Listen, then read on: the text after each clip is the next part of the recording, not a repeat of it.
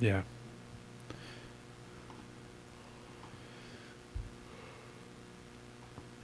All right. Christ, do you have like business internet here? Yeah, I have 300 up, 300 down. Fucking Christ.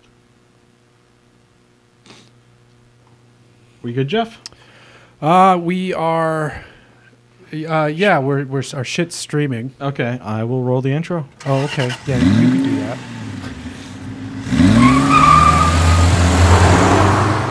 You're so mean. And we're live. Hey, howdy, boy, howdy. Jeff's So- a little sick. Yeah. This is episode 268 of the Hooniverse podcast. I'm your host, Jeff Glucker, as it says in the screen down there. And I don't feel that great, but I'm getting over a cold, so I'm not terrible. And I wanted to come up here and get these two assholes sick. So I've already been Why am I sick. gonna be an asshole? no, the plan is to let you guys do more of the talking, even though since I can't do that since it's the Hooniverse podcast. Since you are the king of mucus at the moment? Yeah. Now, I wanted to. I wonder if It's better. Than Has us I up. didn't call him the queen of mucus. I just want to check something Quang. real quick because I want to see how. Okay. Yeah, we're really, the lag is minimal. Yeah, but I just because I want to see if that supersedes the reminder that this set starts at 8:30. Like once you hit go live, it should just go live. Yeah, it does. Okay, cool. That supplants the other thing. All right. I was just making sure. All right. So, Josh, hi. Good timing on my Yeah, this Hi. is getting off to a smooth start tonight. Josh, Sleepy guy you over just were at Irwindale. Yeah. By the way, there's no news this week. We have other shit to talk about. You were just at Irwindale for the season finale of the 2018 season of Formula Drift. Correct. How was it? It was an emotional roller coaster. Was it? Yeah. It didn't look like one on YouTube. Well, you weren't there. No, I You don't wasn't. I pay was one on of the YouTube. drivers. No. It was so. Vaughn won the event. Okay. Wait, Spoilers. Vaughn won an event? Yeah, That one. never happens. He does. It has in the past couple of years. So, but my driver Pedro Oswald got second. Vaughn getting ripped? No, that's just facts. Like you can look it up. He just hasn't been winning stuff. Okay. and that's I'm not not the. I mean, No, that's not even. aren't talking- you bitchy tonight? No, that's not even talking shit. That's just numbers. But I like Vaughn. Vaughn's a great guy. So like for me, it was very difficult because half of me was like grew up watching Vaughn and being super into all the content he makes, being super into his cars, super everything he does. And the other half of me is like, you know, Frederick's one of my buddies. He's obviously sponsored by the company I work for. So I was kind of torn there. But the battles are ridiculous. And what's he driving? Vaughn has a Mustang. Well, and yes. then, But what's Frederick? a Corolla hatchback. Oh, So the new Corolla hatchback. Hachiroku? No, new one, 2019. I'm confused. So that car, so that platform, so the way it works in FD is that if the platform that the car is on somewhere in the world as an all-wheel drive variant, you can make it rear-wheel drive. Oh, that has an all-wheel drive variant somewhere in, I want to say Asia. Oh, Not okay. America at all. I know that for a fact. So it's a rear-wheel drive. So it's got Corolla. space. So in other words, so long as it has factory mounts for a rear end. More or less, yeah. Okay. More. I mean, from my understanding, it's a super rear end. That's just what Papadakis tends to use, but the mounts and everything's still there. Oh, okay. So, but the battle, so they went in the finals and then they went 3-1 more times, which is ridiculous. Well, explain what a one more Yeah. time is for those who don't. It's basically the judges can't decide who wins and who loses, so they make them run it again. Yeah. It's a do-over in the most adult way possible. Yeah. We should just yell at Anthony and tell him to name it something even more obvious than one more time. What's that? Nothing. Oh, but so just tell us beyond that, like how the whole thing went down. Like, what was the weekend like? Yeah, so James Dean came in series points ahead, 40 points ahead of everybody. Yeah. So and Frederick was in second. In order for Frederick to win, James would have to get knocked out in top 16, and Frederick would have to win the whole entire thing. So this is a third James Dean. So we had the movie star, we had the porn star, and now we have the drift star. Yeah, the drift star, he's my age. He's like 20, he turned 27 like the day on Sunday. So I'm 26. He's my age. Okay. But he has basically won everything in the world in regards to drifting. He won FD last year and decided to come back and make us all look stupid again, unfortunately. So he came in like 40 points ahead of Frederick. So in order for Frederick to win, James Dean would have to go on top 16, and Frederick would have to win the whole thing. Frederick and James Dean both had a buy run for top 32. So their first battles were both buy runs. So they just have to complete a run not fuck it up. Both did that just fine. James Dean did a horrible chase run against Forrest Wang, who's in like a S14. Hold on. Last name? Forrest Wang. That's Hawaiian. fantastic. He's Hawaiian. That is fantastic. He just did a horrible chase run and immediately knocked him out. Osbo went against his teammate, actually, Jonathan Castro. I saw the Castro lineup. Yeah. Yeah. He was Castro, who's a great Castro was killing it. Yeah, that day. it was I mean, it was cool because obviously Fred. Yeah, was my I saw driver. him because he went up against the 599 and just completely destroyed him, didn't he? Yes. The Look 599 at it right gave now. out though, didn't it? No, he did not go. He practiced against the 599, but But he didn't compete against who's it. running the new C6 drift car? That is Matt Field. no. Yes. Well, there's two C6s. Yeah, You're talking about the blue one or the Falcon one. That's Matt Field. Yeah. Okay. So there's a gray and orange. Yeah, one, because that one which is Dirk Stratton. I think he blew a rear end or something, right? The Matt transmission? Field's car. Yeah. No, he was having motor breakup issues on the outer bank. He was Okay. having it all weekend. Okay. To the point now where the car would just drop power and you just slide down the bank. I guess it's a relatively new build for this year, isn't it? This is the first year it's been. Yeah, I guess Well, they're still his working it car. out. There's been a C6. There's been Corvettes before. Yeah. And the C6 by Dirk Stratton ran Pro 2 the previous year, so it's not. But from my understanding, they're not sharing any type of What's been information interesting to me lately is I've been seeing like all the little like YouTube drifters, as I like to call them. Yeah. They're all starting to jump on the C5s and the C6s as drift missiles now. Yep. Which is smart. I mean, a C5 is such cheap power. Like you wouldn't like with a. Everybody thinks with a if you find an unmolested 240, which granted it's impossible. But then they're also like, oh, you need to LS it, you need to do this. You find a cheap C5, Yeah. you just don't change need to it. swap the engine. Yeah, exactly. Well, that and Safety. the other thing is like all the systems automatically work because they were built to work with the LS engine immediately. Yeah. And you spend all this time, energy, and money to get the chassis and the suspension on a 240 up to what an LS, up to what a C5 or C6 could do. Yeah. When it's just like the only thing you really need to do to a C5 or C6 is an angle kit. Not for pro level, but I mean just to fuck around. It's not like an It's not like an S13 or something where you've got to do a bunch of shit. Yeah. Like the C. I think depending on like where you are and what events you're gonna do and safety requirements, you could probably just strip it and put a bucket seat and a new steering wheel in it. yeah. Yeah. Maybe even. I mean, I don't even think you need a hydraulic e-brake. So that thing's got enough power, anyways. You don't have to. Yeah, setting, you it's don't not gonna be too really need difficult. to, but I have seen it. Oh, I would. I've seen. I would. It would be preferred. But Yeah, I saw one guy actually running a. He was doing a WS6 Trans Am. Really? Yeah. Yeah, I've seen. Nice. I've never seen anything competitive, but I've seen like. Yeah, no, this funsies wasn't stuff. But I think that the F bodies are probably going to be a hot new commodity. F bodies or even slightly newer like SN 197 Mustangs. They're Yes. still a little bit pricey, It's but even one of those with a V6 is still 300 horsepower. And Yes. You pull everything out of it. How heavy? I don't know weights on top of my head, but it's not gonna be all that heavy. Yeah, it's just the the F bodies are real light. Yeah. Like mine was only 3,200 pounds, and that wasn't a stripped car. Yeah. So that and So what's stripping it? 300 pounds? stripping it? Yeah, you can take 300 or Give or 400 out of it. take, I yeah. think. So. Nice. So it was a great event. Oh yeah, it was amazing. Your guy came in second Correct. overall. Yeah. How do you finish on the season? Second overall. yeah. And second at the race, second overall. Correct. And so he had a good run. This year there was a lot of talented drivers out there though. Like people. It was a weird year because of the last event. A couple people pulled out. Why is his name? I'm trying to like Christoph's Blues pulled out. Specifically because his goal at the beginning of the year was to get top 3, and mathematically it was just impossible for So him to he do it. save his money. I mean, that's the talk of the town. There's also talk of the town that he's just not going to come back. Yeah. Which would be a real bummer because he shreds. Yeah. So, And his cars are nuts. yeah, his E92 is crazy. Yeah, I should. I mean, we're headed to SEMA in a couple of weeks here. I really should probably just set up. Like, I'm doing a few different panel shows. Mm-hmm. I should really set something up with some of the pro drifters so we can talk about like. I would talk to Corey. Yeah. He knows everybody. Well, I know Corey. I know Yeah. Corey a bit. So. Yeah. Corey will help you out for Yeah, sure. let's talk after this because Yeah. I want to get like a few pro drifters on so that we can actually talk like the reality of like how much money it costs and what it really takes to get into it, Yeah. and for people not to expect to get rich on this stuff. No, I know. I mean, Even your top guys like JR aren't making like crazy money or anything.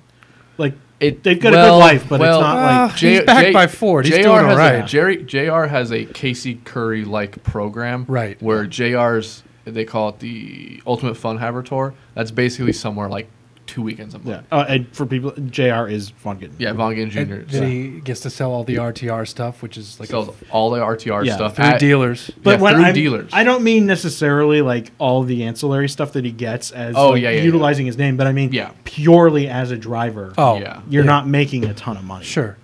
Sure. So it was a good season. You'll be excited to... Is Irwindale coming back for next year? Do they know? Or they don't know yet? It's always... I think it's like a 3-year lease starting this year. Okay. So, but I would love to see Irwindale go away. Personally. It's like... Yeah. Really? I would love to see FD go to another track that's not Irwindale. And I understand it's the House of Drift and it's where drifting started, and that's awesome. But something. I'd argue with that designation. Well, that's what they call it, the House of Drift. Yeah, and it's like in the States, it's where the first drifting competition. I think the that first may be, but like D1GP. I really credit that to like Tony Angelo and those guys at like E-Town, where they really. The first like. What's the phrase I'm looking for? The first like regulatory competition. Yeah. They all came for that. Forsberg, Tony Angelo, all those dudes. So I mean, they're definitely part of it. I was a kid when that stuff was going on. Yeah. So. Well, yes, you're like 10 years younger than us. Right, you're still a kid. So now sliding over, because there's no news, I'm going to start sliding into some of the cars that we've been driving this week for Hooniverse. I don't think we spoke about it on the show because I wasn't here. I don't think we did. Bullet Mustang. Yeah. Just a week prior, I spent with a Bullet Mustang. And I don't care about the Steve McQueen connection. I've never seen the movie. The movie's that's what everybody says. It's fine. The chase is good. The car was awesome. It's a 480 horsepower Mustang with great paint and 480? real subtle badging. Nice chunky tires. I think that's the best thing about that car is that it's the most subtle exterior on the Mustang. The front end is beautiful. Yeah, the grill is badgeless. Like there's no pony in it. There's just the bullet badge on the tail. There's a bullet badge on the steering wheel, and then on the seats it says Recaro in green. The Highland green paint is amazing. The black torque thrust style wheels are excellent. Watch that out. Has a white shift ball, almost like a cue ball shifter. Yep. It was a blast. It was, the engine sounds amazing. It has active exhaust, so you can have it quiet. You can make it loud. It sounded so good. Oddly, I guess they pipe in some of the noise by way of speakers into the cabin, and I just don't see why they need to at all. Yeah, but it's part for Ford the course in 2018. Ford it's not for everybody though. Like Ford just likes to do that on their cars. I know, but it's so unnecessary on that car. It sounds so good. Yeah. I had a blast. I'd say the same thing of like the ST and the RS cars. They do it on those cars too, and they don't need it. Well, those cars though, at least smaller 4-cylinder turbos. Like this is a legit. That makes way more sense than a Mustang. Yeah, like the V8 just roars right through it. Well, it's like I think Lexus did it on the RCF too, and like again, the way they do it though, so they get around it by saying we're not piping in speaker noise. We're using our speakers to boost high, mid, and low frequencies. So like they're not frequencies. They have this. Sounds real like they're tricky using their speakers to like produce bullshit. That's what it sounds like. Yeah, no, to 100%. So the Lexus, what they do with their speakers is like they produce tones that enhance the noise the engine is making. So the speakers aren't making engine noises. They're making tones. Which is totally not needed on that V8. Their V8 is an amazingly good sounding engine. Yeah. That GCF sounds amazing. GSF. Yeah. Lexus is always really good at intake noise too. Like they just do some great stuff with that. But that motor, from what I understand, that V8 is going to be killed in like the next year or two. That's a bummer. Because they're going to go to turbo V6s. Yeah, that makes sense. I mean, that'd be cool. Yeah, it makes sense. Well, whooshy noises V8s. is cool. V8s are cooler though. Well, it's cool, but the thing is that cool? What's future? I thought you were going to say pee in your pants. Well, that's the coolest. Yes, it is. Well, consider me Miles Davis. So, okay, good job, everybody. Round of applause there. So we're gonna go out on a high note. Up next, Toll Booth Willie impressions. The other car I'm driving, which we drove here, is a V8, and it's even louder, and it's fantastic. And I'm pretty sure Chris knew what it was as we pulled up, strictly because his dick tingled. I didn't, and it didn't. I was busy with messing with new audio equipment, so I didn't even hear you. Don't lie. We're here in the We ZR1. heard, we felt the tingle. Believe me, I inform you of all my dick tingles. And really that one, there's a Slack channel for it and everything. I know. Well, I've got a little sensor built into it, it sends a signal over Wi-Fi. I call it a Rectotron 5000 sensor. Dick is tickling off the charts. Mm-hmm. So yeah, I have the ZR1 this week. And, wow, that was a long way to get to saying ZR1. It is amazing. It is absolutely ridiculously the most mental production vehicle I've ever driven. I was talking to one of our friends earlier today, and he only got the car for a day because they took it back because he got a nail in the tire. John Klein had it for an entire day before they took it away from him. That sucks. Could I complain about it? Whoever had it before me has just absolutely destroyed the Cup 2s, though. The tires are It was Klein. It was Klein right before you. Well, if he got a nail in it, though, they probably would have swapped the tires out. I think they just patched it. Depending on where it was. Knowing the way that John treats tires on press cars, yeah. I'm almost 100% certain he was the one that had it right before. When did you get it? I wouldn't be surprised. Last Wednesday or something. Yeah, he had to give it back on Tuesday. Great. Thanks, Jonathan. Can I complain about it for like 2 seconds? If you tell me your complaint, yes. The T-top makes terrible noise. It's never made that noise until we got on. It's not a T-top. The Targa roof. Yeah, it's Targa. Oh, excuse me. The Targa makes shitty. I don't know noises. why it's doing that. It literally hasn't done it the whole. I don't know why that car has a Targa roof. It shouldn't. It's gonna sell like crazy. It is weird that it has. I think it's because the body is so strong now, and just like every C7 gets it, even the Z06s. Okay, so there's a bit. Yes, the structure is very, very strong because if you look at the sills on that car, they're huge. But the reason they're not doing a different one is because they don't want to have different body tooling. Don't let them tell you otherwise. Right. They're full of shit. Right. But I mean, if the body's strong enough to take it, the body's strong enough to take it. It's such a monster machine. And I want to answer this.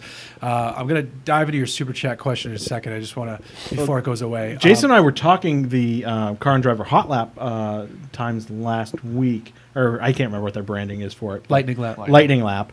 And that and the GT2 RS by far just swept that entire lineup. Yeah. It was faster around VIR than a 720S by a second and a half. It's insane. It's really? insane. Yeah, it's faster than the 918. It's like 5 seconds faster than a 918. The GT2 RS is 2 seconds faster than the Corvette, though. I know. Which is fucking crazy. But it's still like 3 times the price, so I'm like, yeah, okay, it should be. It's double the price. But that's how far the Corvette and the Porsche teams have gone. Yeah. Is they can take what are normal-ish platforms and push them beyond the hypercars.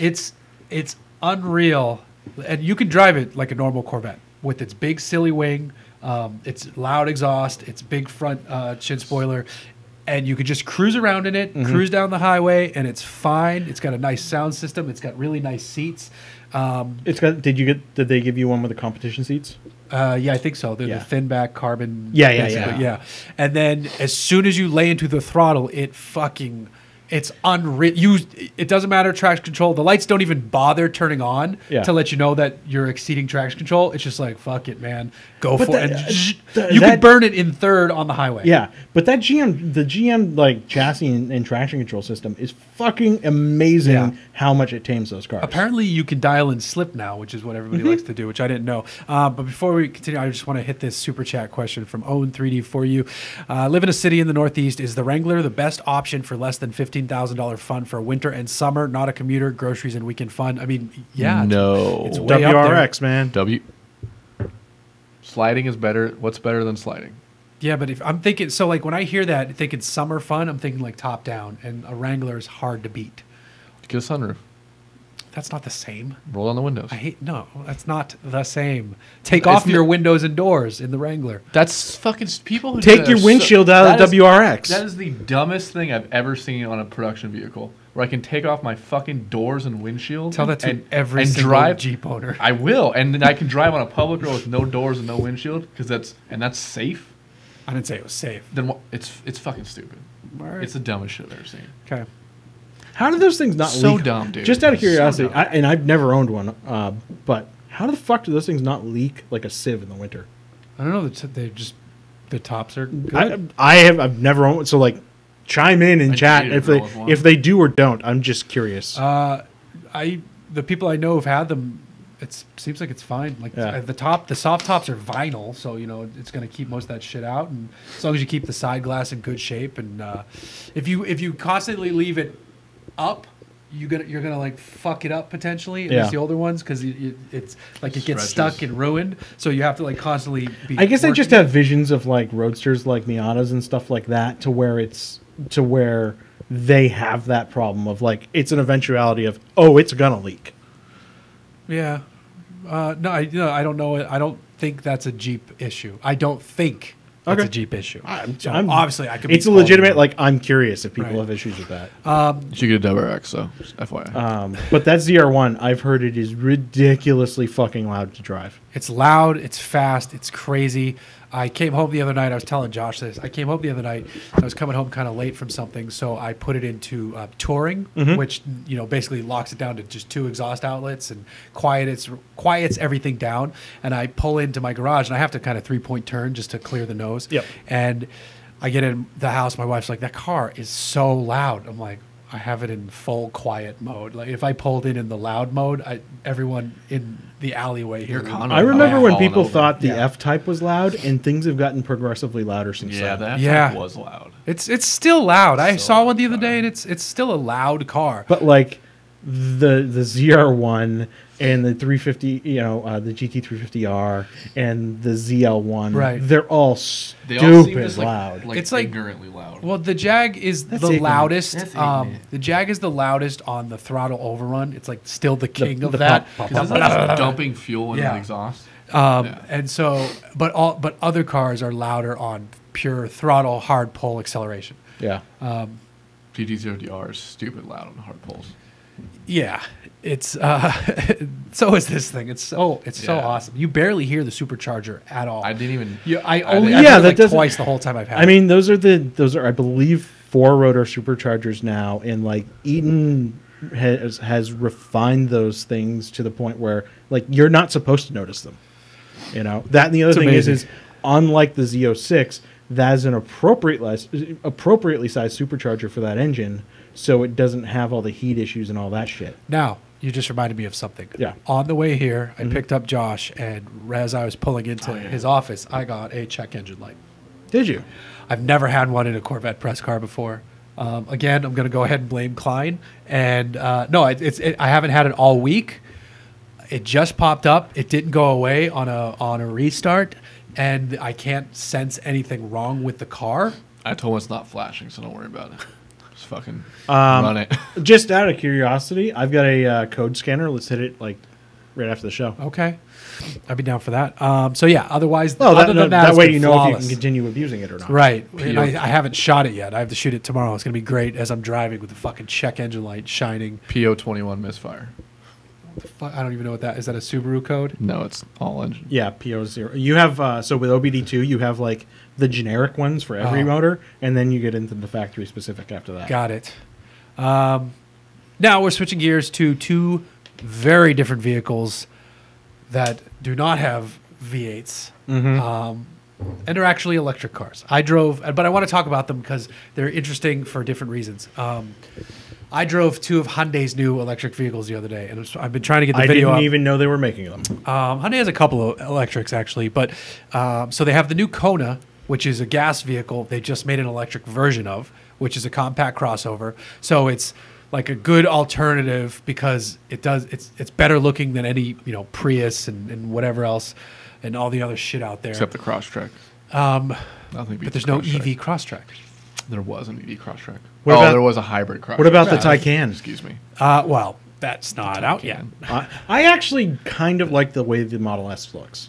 The Model S is fine, but this is affordable. The Kona EV is affordable. Yeah. Now the other one that's more interesting. So the Kona EV is just a regular EV with battery packs and motors. So it stores energy, and that's how it operates. The other car, bless you, is the Hyundai Nexo, which is a fuel cell vehicle.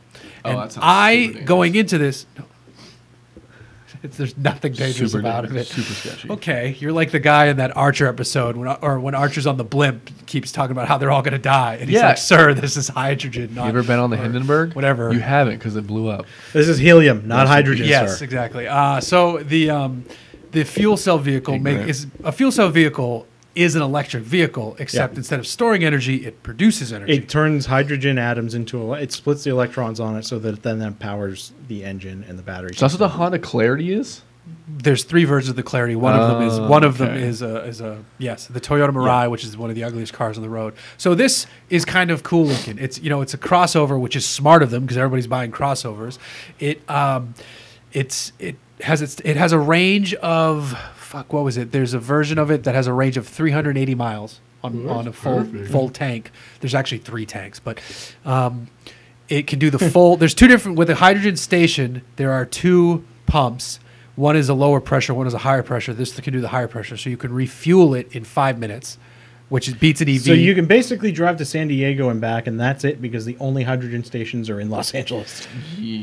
There are 30. There are 35 in Southern California. Yeah. And by the beginning of 2020, there will be 60. Hydrogen is a dead fucking end. I thought so before this. The problem is that it's going to make a lot of sense in certain areas. And then there are a surprising amount of automakers feeding money into this. And then there's 2 more interesting things. One of them is the scalability versus battery-powered vehicles is much more immediate. You can scale tanks and all that stuff. Whereas with batteries, it's heavier and more expensive. Okay. But then the other thing, I found this fascinating about the Nexo. Yeah. It can take in dirty air and then release clean air, which was amazing to me. Wait. So it's like a tree? No. They showed a demonstration of it. There's a balloon of dirty air being directed directly into the intake, and then there's a balloon filling out the back, and the people. It was amazing. What I was getting to is that's a thing it can do, but I could also add that to my blender and call it a feature because it's not a feature that thing requires to work. No. But it's a nice. So Side it has effect. a bonus over a standard battery EV in that because of the potential byproduct of the hydrogen oxygen chemical reaction and the way it pulls in the air. So imagine if they just employed fleets of these to roam around Beijing or Bombay or something, and just clean the air. Well, it would take forever. Have you seen the concrete that's been engineered to absorb carbon dioxide? I've heard of it. Yeah. There's basically a kind of concrete that's now been engineered that's almost like it's not a catalyst, but think of it in kind of the catalytic converter manner in that it's a solid device and through a chemical reaction, it actually absorbs So is it carbon really dioxide. porous? I'm not clear. I think it's like, have you ever seen fire brick? That. Yeah. I think that's basically the makeup of it. So don't lick it. But yeah, I think that the whole hydrogen thing is it's gonna just die off. I thought that too.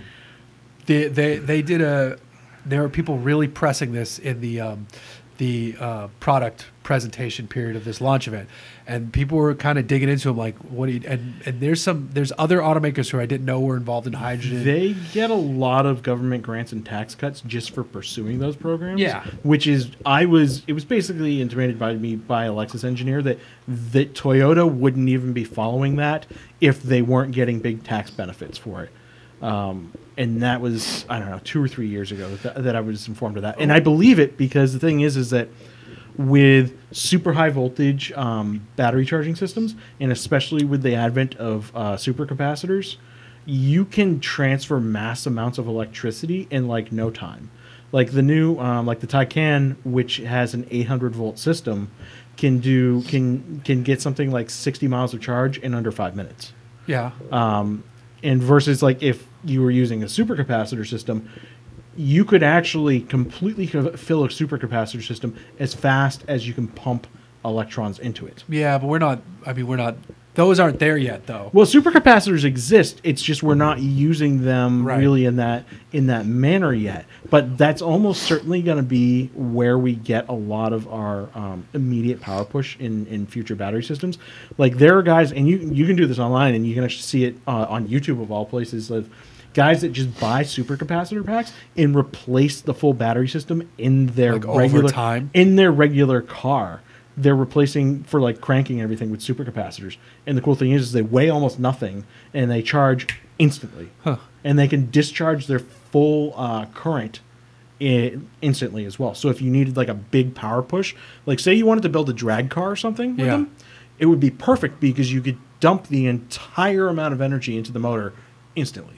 So you could do a 4-wheel drive like drag system with supercapacitors, and basically do 0 to 60 in probably sub-second times. Now Hyundai made a good distinction in saying like a Kona EV would be perfect for, around town and your day, because it had a range of 258, which is totally respectable. Does it have like a surf theme to it? Just out of curiosity. No, it doesn't. The gas one is available in some kind of funky cool green color, but there's no surf theme to it. I know the name you're getting at. I think that they're missing an opportunity. Yeah. They might have launched. I think the launch for it, the gas one, was in Kona, but I was not invited to that one. So they made a good distinction of, there's Kona EV is for maybe the more local person, and then you could use a Nexo.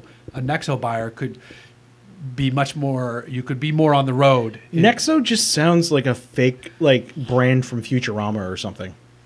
It doesn't even sound real. Well, I mean, maybe that could work in its favor, though. It had some cool futuristic styling elements, like a full-length front LED light. The grill of that thing looks like a vegetable slicer. Yeah. Whatever I texted you, that's what it was. Nexo, assembled by vendors. It looks cool, though. Yeah, it was interesting. It was very interesting. It drove nice enough. So we'll see. Again, like you, I'm one of those people like, why are you doing a fuel cell? But the other side of it is that Hyundai has some very big commercial vehicle-based stuff, and maybe they see a future there. Yeah, I could see like in shipping purposes and stuff like that potentially. Right. I don't know. We'll see, but forklifts and stuff, right? And I'm not trying to shit on like your experience in that point at all. It's just one of those things to where I just don't really see much of a future for hydrogen fuel cells. Right. I mean, if you live anywhere outside of here, there's none right now. So I totally get it. Well, look how hard they used to try and push it for like laptop batteries and stuff like that, and everybody went, "Why? I can charge my phone in like an hour." Yeah. So they were interesting. Those videos, they were supposed to be out, but I'm having. I was sick, and then I had a bit of a computer issue, so the editing was taking a little bit longer. But whatever, that's not a big computer issue. Should be fixed tomorrow. And there was some other shit too, because I also updated Premiere, and then I don't know, man. You ran into software update hell. Yeah, basically. Now I'm driving something completely different from all the other vehicles we just mentioned. On Thursday, our friends from McKellos Classics, we drove their, they called it their hot rodded 1973 Porsche RS tribute car, which was a fucking awesome car, great build. They reached out and said, hey, we have a Safari 911. Do you want to drive that? I'm like, yeah, of course I want to drive that. And the car looks rad. It's an older, I'm trying to think of what era 911 it is. I think it's an older one, though. It's not. Is the Safari 911 becoming the rich man's Rocket Bunny FRS? Yes, I like that. Yeah. Yes. Hold on, let me text Matt. His how many Safari 911s have you seen this year? All of them? No. Actually, that might actually happen. There was a really good one last year, though. 20. I can't remember what it was, but there was a super awesome one. Probably Lee Keen's car. It wasn't a Lee Keen car. It was a different car. Didn't Lee Keen show up with like a not finished speedster? I don't know. Someone I don't think I left the booth for more than about an hour the entire time I was at SEMA last year. So I'm super pumped to be driving that. I don't really know any details on it. I've seen 2 pictures of the car, but it's an older style 911, and it is super awesome, and I'm super pumped to drive it. Now, speaking of Mr. Farah, Matt put his Mustang up on Bring a Trailer, and the internet reaction has been odd about this. Isn't it like 70 Gs right now? 65. Yeah, I saw like a good portion of the people on Jalopnik going, why the fuck would I spend this much money on a Mustang? So, like, I don't understand why people would get so. And the bat comments were 50-50 too. It's the internet, that's why. But he's giving half the money to charity. So, like, charity cars do one thing. It's he built it in his style. It's no reserve, so people could have been like, "We'll give you $10,000." I don't think his style was anything special. His style was just kind of like what makes It was sense. buy the best Mustang parts. Yeah, like Yeah, but the Not And that's not taken away the from it. interior is yeah. I mean, well, no, that agreed. Yeah. I mean, I was there for the entire length of that build, still doing that show, and it was just people discount how much time went I into bet. that. Yeah. Because there are a lot of parts that, like, from Maximum Motorsports and stuff like that, that should, they make good parts, but we're talking about cars where the chassis tolerances are like 3/4 of an inch. So, and that's not a joke. One rail for was sure, like yeah. 3/4 of an inch longer than the other. And Perfect. Somebody gave him shit in the bat comments about how something related to the suspension, how these are typically tested and prototyped and stuff. And Matt replied like, "No shit, this is literally the car they did that on for this kit." And Yeah. so like the people are just I don't know. yeah, I mean, it I'm was boggled. I'm boggled Maximum by the reaction. Motorsports and BBI Autosport did the work. But Yeah. it's also bat, which you look at any know. listing and it's that Yeah. same They're- thing on a but smaller scale. They're There's tearing it apart. Well, crazy. it's also because it's Matt's car that they're really getting on it. Oh, I didn't. Even Well, think no, about that. I think a lot of the some of the negative bat comments are not just because it's Matt, but because it immediately went to 65. Like the second bid was 65. Yeah. And it doesn't match their aesthetic because it's a Fox body. So it's already very high for a Fox body. Yeah. And they just like I just keep they're missing something there. And also I don't get why you would get upset about it anyway. The thing would be like, you know what, this car isn't for me, but good luck to everyone involved, and then walk away and Yeah. shut the yeah, fuck but up. if I You asked you basically- that, you would just tell me it's because of the internet. That's- Yeah. Yeah. You've got to look at it as it's not a $65,000 car. It's a Mustang that's built for half that price because half that money is going to charity. You're not buying $65,000 Mustang. You're buying a $32,500 Mustang, Right. And then the other $32,500 is going to charity. Yeah, but how am I trying to say this without being a fucking asshole? What's that? I'm assuming he's gonna write this off, I mean, as much as he could, yeah, right? sure. Yeah. So Yeah, the but you buyer's don't- not writing any of this off. No, Because it's a no, transaction it to says that. it says in the thing, the seller gives. It said something about how the seller sends Oh. 50% to charity, so Good they point, get the good tax point. write off. Got it. Yes. Never mind then. But I I think retract that. Matt still probably there's something in there. I'm sure that Matt could do, but Never mind then. I Whatever. take that back. But regardless, it's like if you don't like the price of the car, then don't buy Oh wait, it. so if it sells for 70, so if Jeff buys it for 70, he's cutting a check to BAT for 35, and then a charity to 35. I think so. Okay. But No, all that's the cool way, then. That makes sense. either way, no matter who gets to write it off, it still goes to fucking charity. Yeah, but Yeah. dudes spending $70,000 on a car, they're gonna go charity and don't give a shit. They just want to write it off. I disagree. Well, okay, yes. Well, That last bit, yes. Let's also look at the fact that somebody's spending $70,000 on a Fox body with an IRS and everything. And while it was well done, and like I said, I was there for all the bloody details of that build, and everything was sorted out, and it's got like a very specific steering rack built from this month to this month in the Cobra setup and all that stuff. If you're buying that car for 70 grand, 70 grand That's like probably is 50. not something you're really worried about. I wouldn't buy a $70,000. Or you just got that sweet insurance check, and you grew up listening to fucking mullet music in Kentucky. That's what you're feeling. Yeah, maybe. Yeah, No, I'm just that- getting not- to not a hit. All If right. you're willing to spend $70,000 on that Mustang, chances are $70,000 doesn't mean that much to you. Probably, yeah. Right. No, I think you're right. Right. But I don't know. It's just boggling. Or the opposite. the reaction. And again, I come back to if you don't like that price and you think it's ridiculous, then don't bid on it. That's all you have to do. The Yeah. internet is not made Yeah, to but- shit on everything. It's made to voice your opinion, though. Well, maybe not made to, but it's the easiest way to voice your opinion. It is, but you should find better things to do with your time, as I have done. I agree. I don't do any social media. I don't do any comments for the most part. Fuck all of that. There are better things to do. I tweet Chris all the time just because I know he'll log in one day and be like, "What the fuck?" Do you actually? I think I have in the past. It's computer sweat. I'm like, "Hey, should I buy this? Hey, make me computer." Well, you have my number. You I can just don't get have in your touch. number. We're moving over to Patreon questions. Patreon questions first because they're better than everybody else. Dan Mosqueda, it was great chatting and trying some new beer yesterday. I noticed several Honda Clarity fuel cell vehicles driving up to LA. One, why are they ugly? Two, who leases these things? And do you have hydrogen fueling stations in Southern California? Well, if we didn't, you wouldn't have seen them driving, first of all. Yeah. But Boom. yes, we do have them. We just talked about it. We said the number of them. I live 35. around the corner from one of them. And Dan, by the way, I got your email, and I'll be following up with you later this evening when I catch up on my email tonight. And if you think the clarity is ugly, you should see a Mirai because it is. They're ugly for a reason, though, because that's the look of efficiency. That's a horrible reason. Well, and it's also like that car's not meant to look good at all. It's also meant to make a statement. That's terrible. That's a terrible design ethos, and that's terrible.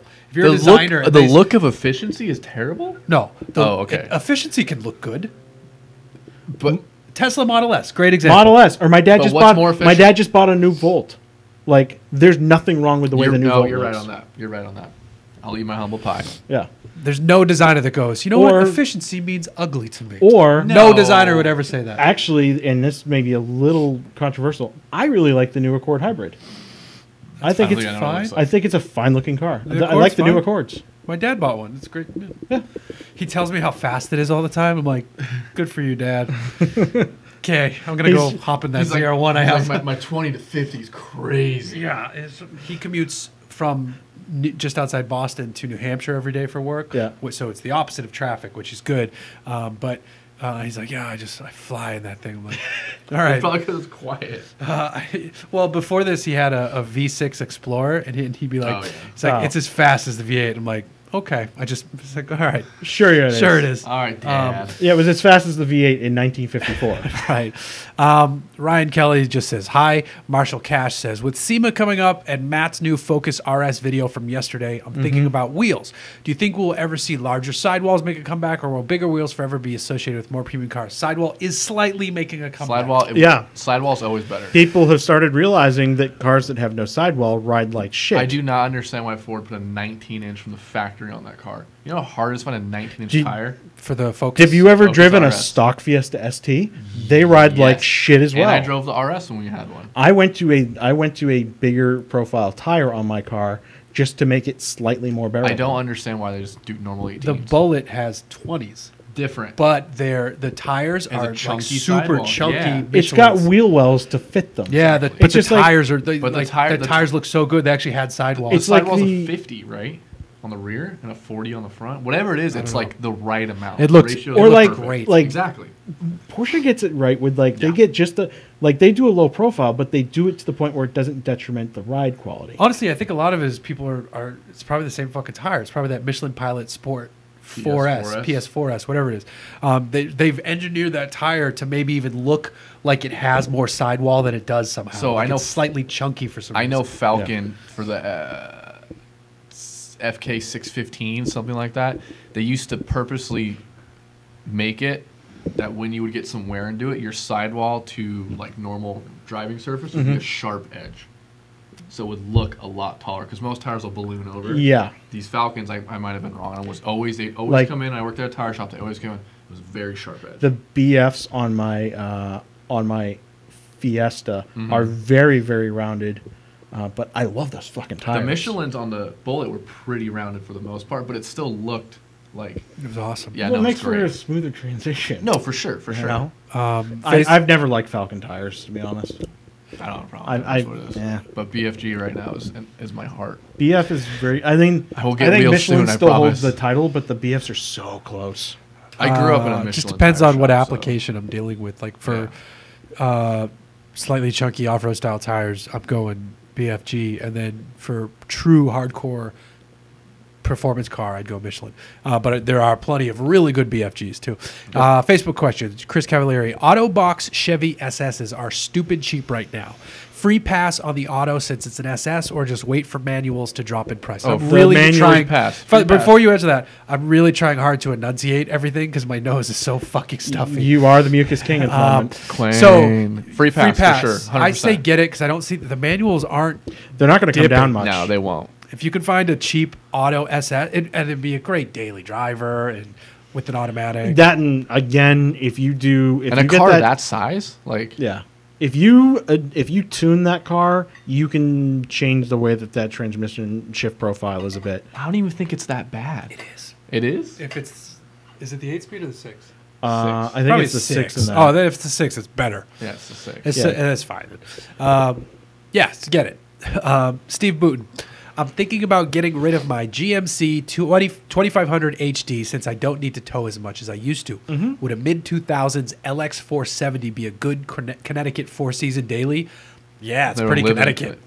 What's like the maintenance on that going to be? It's a Toyota. But not on like important parts. It's a Toyota. I mean, it's a Land Cruiser underneath.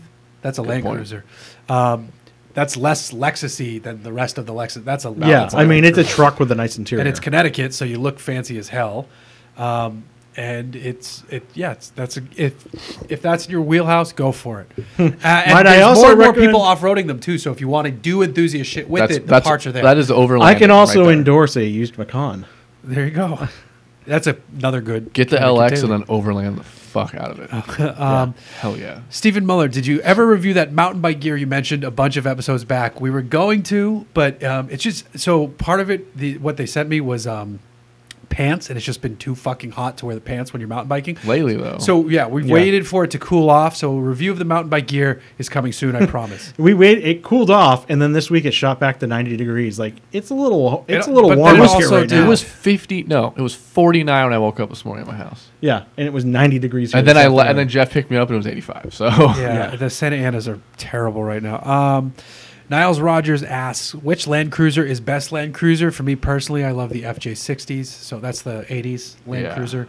The original, the FJ40s are fucking great. I love the Icon one. The Icons are so pretty. I like some of the ones we didn't get to. I think it's the FJ55 maybe. That's like that Iron Pig one. Those are cool. I think it's a 55. There's a bunch that we didn't get are awesome. There are pickup truck versions. There's an FJ70 that Toyota reissued and remade. Oh yeah, just like 3 years ago, which was really cool. But it was Japan only.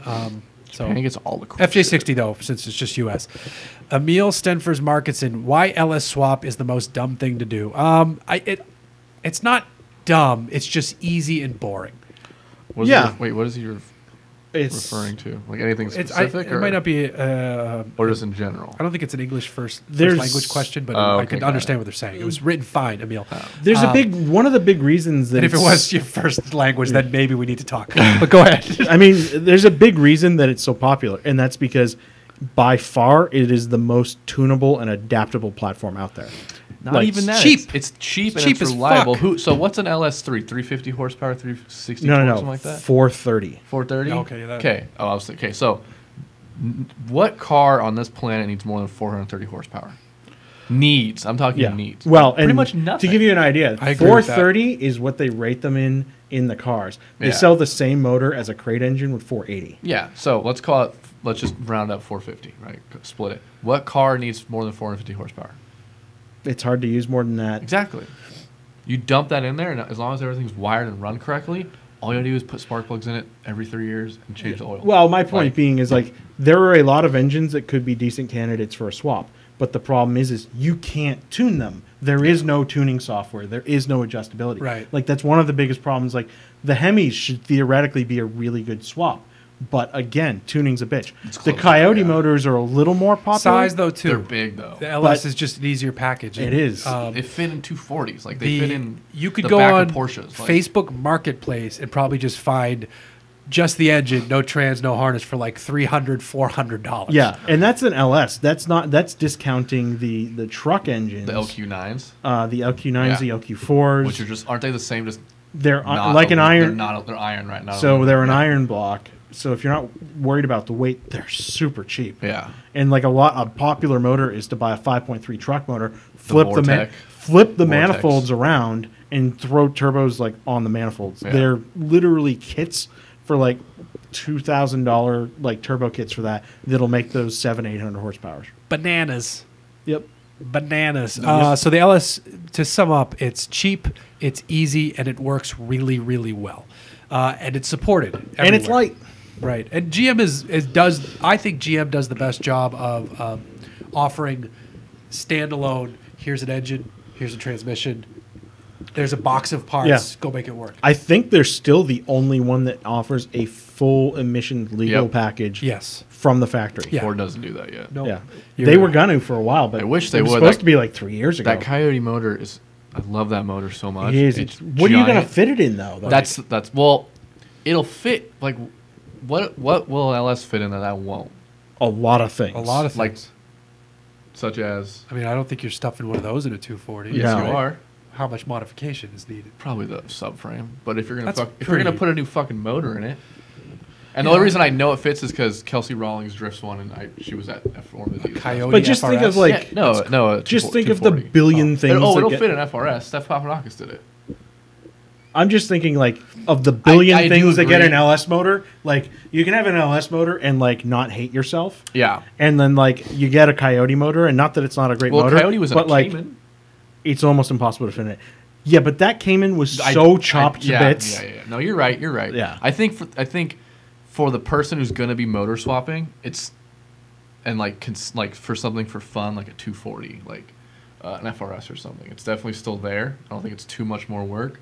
But Yeah. I think in the general, Well, like, you're not. is this what I want to do? Like, probably not. Typically, you're also not. You're not altering the weight balance with an LS engine. No, either, you're really not, Which you yeah. would be with the Ford because it's Yep. a lot heavier. No, for sure. Also, for sure. cost. Coyotes are expensive as fuck. Yep. Yes.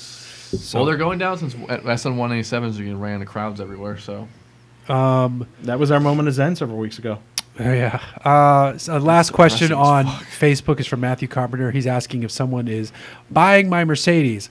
No one is buying my Mercedes yet, but someone may have test driven it. So I will leave that at that. And I'm jumping over to Twitter because we do have a few questions on Twitter. Let me see. What's the ideal vehicle for a farmer's market vendor? Nova wagon. A Citroen H-Van. What's best? Mercedes Sprinter van. What's best at blocking a farmer's market from 90-year-olds driving into them? Mercedes Sprinter van. Or like School any bus. of the... yeah, that's a good one. Short bus. Small street. Any of the major vans are fine, like the Transit, the Sprinter, and What about the NV. What about some of those funky 60s vans with the van front but the truck bed in the rear? Those Like would a be Centurion? Yeah, those would be cool for a That would be cool. for a farmer's actually. market. That is a very good answer. You know what else would actually work? And like this is the only time you'll ever hear me answer it this way: El Camino Yeah. or Ranchero. Yes. I like it. I'm down with that. Okay, good answers. If Patrick Montgomery at WP Montgomery asks if you could stuff an M550D X Drive under the Wombat, would you? Delightful powertrain? No, because I dislike BMW that much. No. Can you elaborate on your hatred for Bavarian Motor Works? I just don't. They were in my opinion, they were the first one to stray from their initial who they were. They were the first one to do it out of everybody. And everybody When? else, a lot of people have done it since. But like BMW used to be the ultimate driving machine. It's gotten to the point. Did you see that thing in the news last week where the guy was for the upset E46, that everybody's saying that their cars aren't as good as they used to be? Well, Yeah. well, dude, that should tell you something. When did they stray away for you? Like what vehicle? After the E39, maybe it was. Well, no, because the E46 was still good, and Then it was the E92s. E90 that's probably the series. start of it. Really? Well, just after No. that. Just after that, I liked the V8. Yeah, So M3s. was that I like the was it- V8 M3s. So the F82s you don't like? They just kind of. It wasn't like a hard line. It's just it morphed Do you mean with their M series or just like them as a as a company, as a brand. They don't okay. give a shit about their performance cars. They're not. You can't even get the new 3 Series with a stick anymore. And I get that. I get that nobody buys a stick. So I get but it. the M's It's you an can. accounting thing at a certain point. Barely. What do you mean barely? Like, if you told me, I bet if we looked up the amount of people who buy those with a stick, it'd be so low. It'd be Oh insane. yeah, but that whose fault is that? That's the people buying them. Mm-hmm. No, I think it's a mix. To be honest, well, I don't No. know. We want sticks. Yeah, but nobody else does. Exactly. I'm okay with it so long as the dual clutches they offer are very good. I don't know. I don't. They're. The DCTs. They on used to be the E90s are ultimate bad. driving. They used to be the ultimate driving Yeah. machine, and they're not. But what's Yeah. better than an E? What are they fucking? The F82 M3s. Is In that the class. current ones? Yeah. I don't know. The C63, the ATS-V drives a fuck ton better. Well, that car doesn't exist anymore. No, it does. I thought they canned it this year. No, this is the last year. Oh, got it. They canned the sedan this year. Oh yeah. Um, But the sedan's like one that mattered. But the C63 is better. So is and Everybody talks about how the steering in the M4 M3 sucks now too because it's. I want to know. I'm just playing devil's advocate. I want to. And then like don't forget the RS4. No, no. We don't way. get the RS4 though. Even a tuned S4 is still not as good as an M3, M4. There's no way. Okay, An S RS. Still under. I take that back. crazy. An RS3 it's a perfectly fine competitor for that. An S4 No, it's under doesn't. that, right? An S4 doesn't compete against an M3.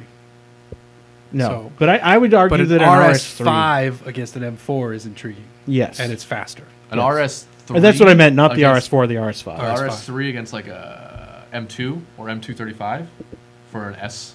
The RS3 No, spanks the those RS3. cars. No, I'm saying the RS3 for the M2, and then which I agree, Yeah. and then an M240 or M2 whatever that was. the last 235i. one. That said, 245 for an S. I would still take the. that BMW said, S. all of those cars in the Dynan variants are way better. Oh yeah, that M. Yeah. The Yeah, M2 but you Dynan can't was compare amazing. that And, though. well, if you want to go aftermarket, then you Right. got like APR. I and never Revo, like bringing in the aftermarket. But I stuff. think that But Dynan's that weird borderline where it's I like, think It's still I think aftermarket. right now I think the ATS-V is like the E92 V8 of this generation. I like it. I think it's the one everybody's going to look back on and go, "Why didn't I buy that?" I don't think it's. Do you think it's be reliable though?